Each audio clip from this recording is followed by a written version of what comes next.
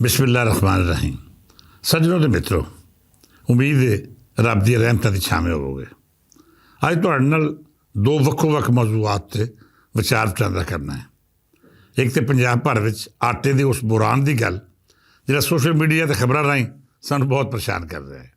ਆਟੇ ਦੀ ਬੁੱਢੀ ਲੋੜ ਦਾ ਵੱਧਦਾ ਹੋਇਆ ਮੁੱਲ ਅਤੇ ਸਰਕਾਰਾਂ ਵੱਲੋਂ ਕੀਤੇ ਗਏ ਇਕਦਾਮਾਤ ਵੀ ਜ਼ੇਰੇ ਬਸ ਲਿਆਵਾਂਗੇ। ਪਰ ਇਸ ਤੋਂ ਪਹਿਲਾਂ ਉਹ ਖਬਰ ਜਿਹਨੇ ਸਾਡੇ ਮੀਡੀਆ ਨੂੰ ਮੁਕੰਮਲ ਤੌਰ 'ਤੇ ਆਪਣੇ ਹਿਸਾਰ ਵਿੱਚ ਲੈ ਰੱਖਿਆ ਹੈ। ਇਹ ਖਬਰ ਵਜ਼ੀਰ ਆਲਾ ਪੰਜਾਬ ਮੁਹਤਰਮਾ ਮਰੀਮ ਨਵਾਜ਼ ਦੇ ਪੁੱਤਰ ਜੁਨੈਦ ਸਫਦਰ ਦੀ ਸ਼ੇਖ ਰੁਹੇਲ ਅਸਦ ਦੀ ਪੋਤਰੀ ਨਾਲ ਵਿਆਹ ਦੀ ਹੈ। ਜੇਕਰ ਮੈਂ ਇਹ ਗੱਲ ਆਖਾਂ ਕਿ ਅੱਜ ਤੱਕ ਮੁਲਕੀ ਤਾਰੀਖ ਵਿੱਚ ਜਿੰਨੀਆਂ 3 ਸ਼ਾਦੀਆਂ ਮੀਡੀਆ ਉੱਤੇ ਟਾਂਪ ਟੱਡ ਰਹੀਆਂ, ਪਹਿਲੀ ਬੇਨਜ਼ੀਰ ਭੱਟੋ ਦੀ, ਦੂਜੀ ਇਮਰਾਨ ਅਤੇ ਜਮਾਇਮਾ, ਅਤੇ ਤੀਜੀ ਸ਼ਾਦੀ ਇਹ ਹੈ ਜਿਹੜੀ ਅਰਥਾਂ ਵਿੱਚ ਡਿਸਕਸ ਹੋ ਰਹੀ ਹੈ। ਪਹਿਲੀ ਵਾਰੀ ਨਵਾਜ਼ ਲੀਗ ਦੇ ਮੀਡੀਆ ਵਿੰਗ ਨੇ ਭਰਪੂਰ ਕਵਰੇਜ ਕਰਕੇ ਇਸ ਈਵੈਂਟ ਨੂੰ ਮੁਸਬਤ ਤੌਰ 'ਤੇ ਪੇਸ਼ ਕੀਤਾ ਹੈ। ਉਹ ਜਜ਼ਬਾਤ ਜਿਹੜੇ ਵਾਲਦੈਨ ਦੇ ਆਪਣੀ ਔਲਾਦ ਨਾਲ ਜੁੜੇ ਹੁੰਦੇ ਨੇ, ਉਹਨੂੰ ਇਸ ਅੰਦਾਜ਼ ਵਿੱਚ ਸਾਹਮਣੇ ਲਿਆਂਦਾ ਹੈ ਕਿ ਬਜਾਏ ਹਸਦ ਜਾਂ ਮੁਖਾਲਫਤ ਦੇ ਲੋਕ ਇੰਝ ਸਮਝਦੇ ਨੇ ਜਿਵੇਂ ਖੁਸ਼ੀਆਂ ਕਿਸੇ ਖਾਸ ਸਿਆਸੀ ਫੈਮਿਲੀ ਤੱਕ ਮਹਦੂਦ ਨਹੀਂ, ਬਲਕਿ ਹਰ ਸ਼ਖਸ ਇਹਦੇ ਵਿੱਚ ਮੁਕੰਮਲ ਤੌਰ 'ਤੇ ਰਲਤੀ ਹੈ।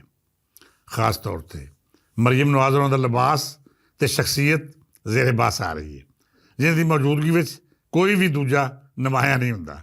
ਇੰਝ ਹੀ ਕੈਪਟਨ ਸਫਦਰ ਹੋਰੀ ਜਿਸ ਤਰ੍ਹਾਂ ਆਪਣੇ ਪੁੱਤਰ ਦੇ ਸਿਰ 'ਤੇ ਪੱਗ ਰੱਖ ਰਹੇ ਨੇ, ਉਹਨਾਂ ਦੀਆਂ ਅੱਖਾਂ ਵਿੱਚ ਜਿਹੜੇ ਜਜ਼ਬਾਤ ਨੇ ਉਹਨੂੰ ਸਮਝਣ ਲਈ ਇੱਕ ਪਿਓ ਦਾ ਜਿਗਰਾ ਚਾਹੀਦਾ ਹੈ। ਮਰੀਮ ਔਰੰਗਜ਼ੇਬ, ਉਜ਼ਮਾ ਬੁਖਾਰੀ ਅਤੇ ਦੂਜੇ ਸਿਆਸਤਦਾਨ ਵੀ ਇਸ ਸ਼ਾਦੀ ਵਿੱਚ ਆਪਣੀਆਂ ਆਪਣੀਆਂ ਮੁਹੱਬਤਾਂ ਸਣੇ ਰਲਤੀ ਹੋਏ ਨੇ।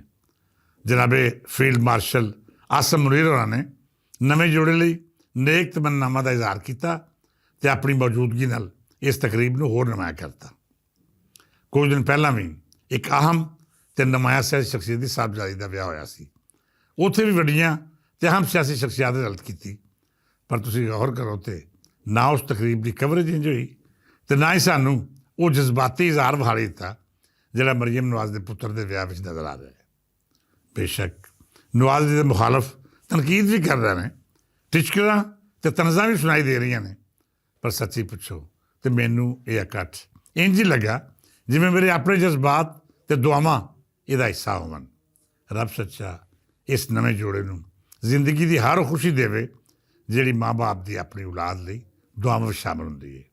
ਇਸ ਤੋਂ ਪਹਿਲਾਂ ਜੁਨੈਦ ਸਫਦਰ ਦੀ ਸ਼ਾਦੀ ਦਾ ਅੰਜਾਮ ਦੁੱਖ ਦੇਣ ਵਾਲਾ ਸੀ।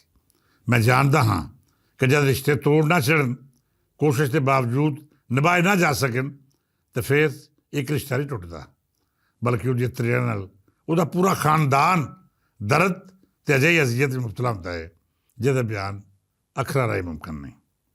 ਬਹਰਹਾਲ ਜੁਨੈਦ ਸਫਦਰ ਹਯਾਤੀ ਦਾ ਨਵਾਂ ਸਫ਼ਰ ਸ਼ੁਰੂ ਕਰ ਰਹੇ ਨੇ। ਮਾਜ਼ੀ ਦੀ ਤਲਖੀਆਂ ਪਿੱਛੇ ਛੱਡ ਕੇ ਜਦ ਇਨਸਾਨ ਨਵੇਂ ਹਮਸਫ਼ਰ ਦੇ ਨਾਲ ਅਗਾਂਹ ਵੱਧਦਾ ਹੈ, ਫਿਰ ਉਹਦੇ ਚਾਹੀਵਾਨ ਇਹ ਦੁਆ ਜ਼ਰੂਰ ਕਰਦੇ ਨੇ ਕਿ ਰੱਬ ਤਾਲਾ ਇਹਨਾਂ ਦੀਆਂ ਮੰਜ਼ਿਲਾਂ ਆਸਾਨ ਕਰੇ, ਇਹਨੂੰ ਹਰ ਤਰ੍ਹਾਂ ਦੀ ਨਜ਼ਰੇ ਬਦ ਤੋਂ ਮਹਿਫੂਜ਼ ਰੱਖੇ ਅਤੇ ਹਯਾਤੀ ਵਿੱਚ ਇੱਕ ਦੂਜੇ ਦਾ ਦੁੱਖ ਸੁੱਖ ਵੰਡਣ ਦੀ ਤੌਫੀਕ ਅਤੇ ਹਿੰਮਤ ਦੇਵੇ। ਮੇਰੀ ਇਹ ਦੁਆ ਹਰ ਉਸ ਫਰਦ ਲਈ ਹੈ ਜਿਹੜਾ ਮੇਰੇ ਦੇਸ਼ ਨਾਲ ਜੁੜਤ ਰੱਖਦਾ ਹੈ। ਮੈਂ ਦਿਲੋਂ ਦੁਆ ਗੋ ਹਾਂ ਕਿ ਕਿਸੇ ਦੀ ਧੀ ਪੁੱਤਰ ਦਾ ਘਰ ਨਾ ਉਜੜੇ। ਰੱਬ ਹਰ ਘਰ ਵਿੱਚ ਖੁਸ਼ੀਆਂ ਅਤੇ ਮੁਹੱਬਤਾਂ ਦੀ ਖੁਸ਼ਬੂ ਰੱਖੇ, ਮਾਪਿਆਂ ਦਾ ਦਿਲ ਖੁਸ਼ ਰੱਖੇ ਅਤੇ ਔਲਾਦ ਨੂੰ ਵੀ ਦੁੱਖਾਂ ਅਤੇ ਅਜ਼ਮਾਇਸ਼ਾਂ ਦੀਆਂ ਤੱਤੀਆਂ ਹਵਾਵਾਂ ਤੋਂ ਬਚਾਏ। ਸੱਜਣ ਪਿਆਰਿਓ, ਜਿਵੇਂ ਮੈਂ ਜ਼ਿਕਰ ਕੀਤਾ ਹੈ ਕਿ ਸੋਸ਼ਲ ਮੀਡੀਆ 'ਤੇ ਸਾਡੇ ਨਿਊਜ਼ ਚੈਨਲ ਪੰਜਾਬ ਵਿੱਚ ਆਟੇ ਦਾ ਬੁਹਰਾਨ ਜ਼ੇਰੇ ਬਾਸ ਲਿਆ ਰਹੇ ਨੇ। ਆਟਾ ਜ਼ਿੰਦਗੀ ਦੀ ਉਹ ਮੁੱਢਲੀ ਲੋੜ ਹੈ ਜਿਹਦੇ ਬਗੈਰ ਗੁਜ਼ਾਰਾ ਮੁਮਕਿਨ ਹੀ ਨਹੀਂ। ਮੈਂ ਚੂੰਕਿ ਬਜ਼ਾਤੇ ਖੁਦ ਜਰਨਲਿਸਟ ਹਾਂ ਅਤੇ ਹਮੇਸ਼ਾ ਤੋਂ ਹਯਾਤੀ ਦੀਆਂ ਲੋੜਾਂ ਥੋੜ੍ਹਾ ਮੇਰਾ ਮੌਜੂ ਰਹੀਆਂ ਨੇ। ਮੈਂ ਇਸ ਸਵਾਲ ਨਾਲ ਮੁਖਤਲਿਫ ਜ਼ਿਲ੍ਹਿਆਂ ਵਿੱਚ ਮੌਜੂਦ ਆਪਣੇ ਜ਼ਰਾਏ ਮੁਤਅਰਕ ਕੀਤੇ ਅਤੇ ਇਹ ਜਾਣਨ ਦੀ ਕੋਸ਼ਿਸ਼ ਕੀਤੀ ਕਿ ਕੀ ਵਾਕਈ ਆਟਾ ਦਸਤਿਆਬ ਨਹੀਂ, ਜਾਂ ਫਿਰ ਸਰਕਾਰ ਮੁਖਾਲਫ ਉਹ ਅਨਾਸਰ ਬਾਰੀਕ ਵਾਰਦਾਤ ਪਾ ਰਹੇ ਨੇ ਜਿਹੜੇ ਕਿਸੇ ਨਾ ਕਿਸੇ ਹਵਾਲੇ ਨਾਲ ਇਹ ਸਾਬਤ ਕਰਨ ਦੀ ਕੋਸ਼ਿਸ਼ ਕਰਦੇ ਨੇ ਕਿ ਹਕੂਮਤੀ ਮਸ਼ੀਨਰੀ ਆਪਣੀਆਂ ਜ਼ਿੰਮੇਵਾਰੀ ਨਿਭਾਉਣ 'ਚ ਨਾਕਾਮ ਹੈ। ਸਭ ਤੋਂ ਪਹਿਲਾਂ ਤਾਂ ਮੈਂ ਲਾਹੌਰ ਦੀ ਗੱਲ ਕਰਾਂਗਾ। ਇਸ ਜ਼ਿਲ੍ਹੇ ਵਿੱਚ ਕੰਮ ਕਰਨਾ ਕਦੇ ਵੀ ਕਿਸੇ ਸਰਕਾਰੀ ਅਫਸਰ ਲਈ ਸੌਖਾ ਨਹੀਂ ਰਿਹਾ। ਇੱਕ ਤਾਂ ਬਿਊਰੋਕ੍ਰੇਸੀ ਦਾ ਘਰ ਹੈ ਅਤੇ ਦੂਜਾ ਇੱਥੋਂ ਦੇ ਲੋਕ ਇੰਤਹਾਈ ਬਾਸ਼ਊਰ ਨੇ। ਉਹ ਸਵਾਲ ਵੀ ਕਰਦੇ ਨੇ ਅਤੇ ਅਫਸਰਸ਼ਾਹੀ ਉੱਤੇ ਚੈੱਕ ਐਂਡ ਬੈਲੈਂਸ ਵੀ ਰੱਖਦੇ ਨੇ। ਫੂਡ ਡਿਪਾਰਟਮੈਂਟ ਦੇ ਡਾਇਰੈਕਟਰ ਜਨਰਲ ਅਮਜਦ ਹਫੀਜ਼ ਬਾਰੇ ਜਦ ਮੈਂ ਖਬਰ ਲਈ ਤਾਂ ਪਤਾ ਲੱਗਾ ਕਿ ਅਫਸਰ ਮੁਸਲਸਲ ਕੰਮ ਕਰਨ ਦਾ ਕਾਇਲ ਹੈ, ਨਾ ਆਪ ਟਿਕ ਕੇ ਬਹਿੰਦਾ ਅਤੇ ਨਾ ਹੀ ਮਹਿਕਮਾ ਫੂਡ ਦੇ ਮੁਲਾਜ਼ਮਾਂ ਨੂੰ ਚੈਨ ਲੈਣ ਦਿੰਦਾ।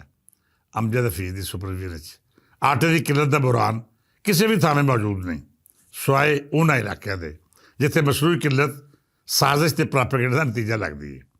ਲਾਹੌਰ ਸ਼ਹਿਰ ਦੇ DFC ਅਵੈਸ ਅਹਿਮਦ ਬਾਰੇ ਵੀ ਮਾਲੂਮਾਤ ਲਈਆਂ, ਸਸਤੇ ਬਾਜ਼ਾਰ ਵਿਜ਼ਿਟ ਕਰਾਏ, ਸਰਕਾਰ ਦੀਆਂ ਪਾਲਿਸੀਆਂ ਉੱਤੇ ਅਮਲ ਦਰਾਮਦ ਦਾ ਸਰਵੇ ਕਰਾਇਆ ਅਤੇ ਇਸ ਗੱਲ ਦੀ ਬੜੀ ਖੁਸ਼ੀ ਹੋਈ ਕਿ ਅਮਜਦ ਪਰਵੇਜ਼ ਦੀ ਟੀਮ ਆਪਣੀ ਜ਼ਿੰਮੇਵਾਰੀ ਪੂਰੀ ਤਰ੍ਹਾਂ ਨਿਭਾ ਰਹੀ ਹੈ। ਪਿਛਲੇ ਦਿਨੀਂ ਨਨਕਾਣਾ ਸਾਹਿਬ ਦਾ ਦੌਰਾ ਸੀ, ਉੱਥੇ ਵੀ ਮੈਂ ਬਜ਼ਾਤੇ ਖੁਦ ਮਾਮਲਾ ਦਾ ਜਾਇਜ਼ਾ ਲਿਆ। ਫਿਰ ਇਹ ਪਤਾ ਕੀਤਾ ਕਿ ਇਸ ਜ਼ਿਲ੍ਹੇ ਦੀ ਜ਼ਿੰਮੇਵਾਰੀ ਕਿਸ ਅਫਸਰ ਕੋਲ ਹੈ ਅਤੇ ਉਸ ਦਾ ਨਾਮ ਮੁਹੰਮਦ ਅਮਜਦ ਸੀ। ਮੈਂ ਜ਼ਿੰਦਗੀ ਵਿੱਚ ਨਾ ਇਹਨਾਂ ਦੋਵਾਂ ਦਾ ਨਾਂ ਸੁਣਿਆ ਨਾ ਮਿਲਿਆ, ਪਰ ਦੋਵਾਂ ਬਾਰੇ ਬਹੁਤ ਅੱਛੀ ਰਾਏ ਸੁਣੀ। ਇੰਝ ਹੀ ਸਿਆਲਕੋਟ ਵਿੱਚ ਜ਼ਿਲ੍ਹੇ ਦਾ ਅਫਸਰ ਫਿਆਜ਼ੁਲ ਹਸਨ ਹੈ। ਇਸ ਨੌਜਵਾਨ ਨੇ ਜਿੰਨੀ ਮਿਹਨਤ ਅਤੇ ਲਗਨ ਨਾਲ ਸਿਆਲਕੋਟ ਨੂੰ ਕਣਕ ਜਾਂ ਆਟੇ ਦੇ ਬੁਹਰਾਨ ਤੋਂ ਮਹਿਫੂਜ਼ ਰੱਖਿਆ ਹੈ, ਉਹਦੇ ਉੱਤੇ ਇਸ ਨੂੰ ਦਾਦ ਦੇਣਾ ਲਾਜ਼ਮ ਹੈ। ਮੈਂ ਸਮਝਦਾ ਹਾਂ ਕਿ ਅਮਜਦ ਹਫੀਜ਼ ਹੈ ਹਰ ਮਹਿਕਮੇ 'ਚ ਹੋਣਗੇ ਅਤੇ ਯਕੀਨੀ ਤੌਰ 'ਤੇ ਲੁਕਾਈ ਦੀਆਂ ਮੁਸ਼ਕਲਾਤ ਵੀ ਕੱਢਣਗੀਆਂ ਅਤੇ ਇਹਦੇ ਨਾਲ ਸਰਕਾਰ ਦੇ ਖਿਲਾਫ ਪ੍ਰਾਪੇਗੈਂਡਾ ਕਰਨ ਵਾਲੇ ਉਹ ਅਨਾਸਰ ਜਿਹੜੇ ਮੁਸਲਸਲ ਝੂਠੋ ਝੂਠ 44 ਦੀਆਂ ਖਬਰਾਂ ਕੱਢ ਰਹੇ ਨੇ, ਉਹਨਾਂ ਦੀ ਹੌਸਲਾ ਸ਼ਿਕਰੀ ਨਹੀਂ ਹੋਵੇਗੀ।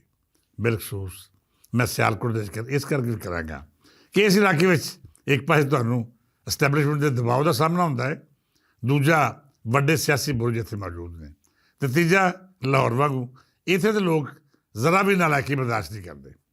ਮੈਂ ਇਹਨਾਂ ਅਫਸਰਾਂ ਨੂੰ ਦਾਦ ਵੀ ਦੇਵਾਂਗਾ ਅਤੇ ਇਹਦੇ ਨਾਲ ਨਾਲ ਅਮਜਦ ਹਫੀਜ਼ ਨੂੰ ਆਖਾਂਗਾ ਕਿ ਤੁਸੀਂ ਸਾਹੀਵਾਲ, ਖਾਨੇਵਾਲ, ਮੁਲਤਾਨ ਅਤੇ ਇਹਦੇ ਨਾਲ ਨਾਲ ਲਾਹੌਰ ਦੇ ਕੁਝ ਇਲਾਕੇ ਜਿੱਥੋਂ ਦੀ ਨਲਾਇਕ ਇੰਤਜ਼ਾਮੀਆਂ ਵਸਾਇਲ ਹੋਣ ਦੇ ਬਾਵਜੂਦ ਨਿਕੰਮੀ ਕਾਰਗੁਜ਼ਾਰੀ ਦਾ ਮੁਜ਼ਾਹਰਾ ਕਰ ਰਹੀ ਹੈ, ਉਹ 'ਤੇ ਗ੍ਰਿਫਤ ਕਰੋ। ਜਿਹੜਾ ਅਫਸਰ ਚੰਗਾ ਕੰਮ ਕਰੇ ਉਹਦੀ ਸ਼ਾਬਾਸ਼, ਅਤੇ ਜਿਹੜਾ ਨਲਾਇਕੀ ਦੇ ਗੈਰ ਜ਼ਿੰਮੇਦਾਰ ਦਾ ਮੁਜ਼ਾਹਰਾ ਕਰੇ ਉਹਦੀ ਸਰਜ਼ਨਸ਼ ਹੋਵੇਗੀ, ਅਤੇ ਤਾਂ ਹੀ ਮਾਮਲਾਤ ਸਿੱਧੇ ਰਹਿਣਗੇ। ਇਹਦੇ ਨਾਲ ਨਾਲ ਮੈਂ ਵੀ ਆਖਦਾ ਜਾਵਾਂ ਕਿ ਹਰ ਰੋਜ਼ ਦੀ ਕਾਰਕਰਦਗੀ, ਜੇਕਰ ਅੱਜ ਮੈਂ ਤੁਹਾਡੀ ਕਾਰਕਰਦਗੀ ਦੀ ਤਾਰੀਫ ਕਰ ਰਿਹਾ ਹਾਂ ਅਤੇ ਕੱਲ੍ਹ ਤੁਹਾਡੇ ਨਲਾਇਕੀ ਉੱਤੇ ਤਨਕੀਦ ਵੀ ਕਰਾਂਗਾ। ਇਹੋ ਜ਼ਿੰਮੇਦਾਰਾਨਾ ਸਹਾਫਤ ਹੈ ਅਤੇ ਉਹੀ ਬੇਬਾਕੀ ਲੁਕਾਈ ਦੀ ਆਵਾਜ਼। ਅਫਸਰ ਕੋਈ ਵੀ ਹੋਵੇ, ਮੈਂ ਸਿਰਫ ਔਰ ਸਿਰਫ ਉਹਦੀ ਕਾਰਕਰਦਗੀ ਬਾਰੇ ਗੱਲ ਕਰਾਂਗਾ।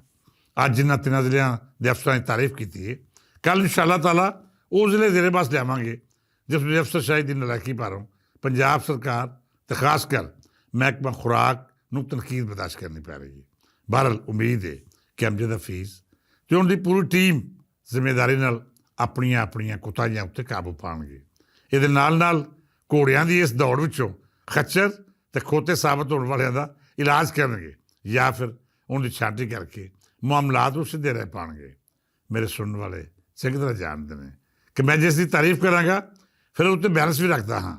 ਉਹਦੀ ਕਾਰਕਰਦਗੀ ਉੱਤੇ ਸ਼ਾਬਾਸ਼ ਬਣਦੀ ਹੈ ਅਤੇ ਫਿਰ ਕੋਤਾਹੀ ਉੱਤੇ ਤਨਕੀਦ ਵੀ ਲਾਜ਼ਮੀ ਹੋਏਗੀ।